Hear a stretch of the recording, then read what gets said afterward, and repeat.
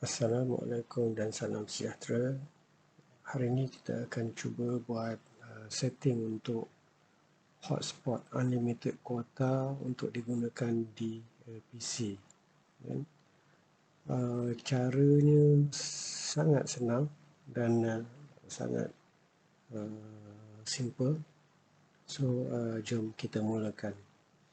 Mula-mula di bahagian type here to search ini, kita masukkan sahaja cmd untuk command prompt.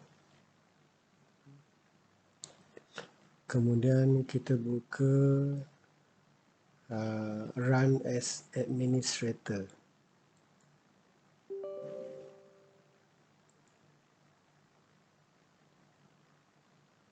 Okey, sekarang command prompt dah terbuka.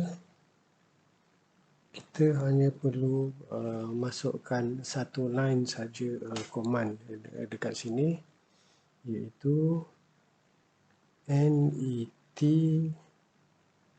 sh space int space ipv4 space set space glob space default default curhop sama dengan 65, tekan enter. Anda boleh nampak dekat sini ada keluar OK. So maknanya dah berjaya. Macam tu, close saja command prompt. Okay. So sekarang komputer kita dah ready dengan setup.